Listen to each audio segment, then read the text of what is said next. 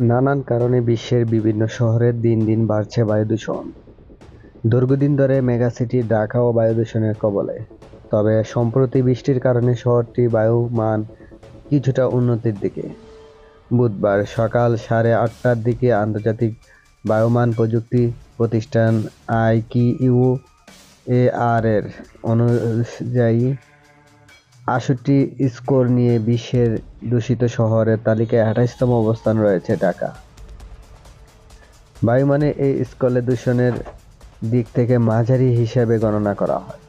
এদিকে একই সময়ে ১৭৮ স্কোর নিয়ে বিশ্বের দূষিত শহরের তালিকায় শীর্ষে রয়েছে ইন্দোনেশিয়ার রাজধানী জাকার্তা। এছাড়াও ১৬৬ স্কোর নিয়ে দ্বিতীয় অবস্থানে রয়েছে ইরাকের বাগদাদ।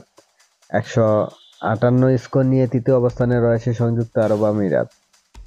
১৫১ স্কোর নিয়ে চতুর্থ অবস্থানে রয়েছে পাকিস্তানের লাহোর শহর এবং পঞ্চম অবস্থানে থাকা গণতান্ত্রিক কঙ্গো প্রজাতন্ত্রের রাজধানী কিনশাসার স্কোর ১৪৭।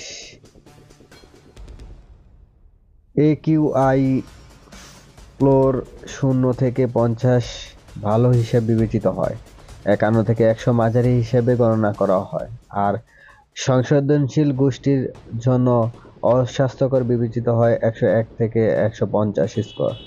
স্কোর ১৫১ থেকে ২০০ হলে তাকে অস্বাস্থ্যকর বায়ু বলে মনে করা হয়। ২০১ থেকে ৩০০ এর মধ্যে থাকা AQI স্কোরকে খুব অস্বাস্থ্যকর বলা হয়। এ অবস্থায় শিশু, প্রবীণ এবং অসুস্থ রোগীদের বাড়িতে ভেতরে বা অন্যান্যদের বাড়ির বাইরে কার্যক্রম সীমাবদ্ধ রাখার পরামর্শ দেওয়া হয়ে থাকে।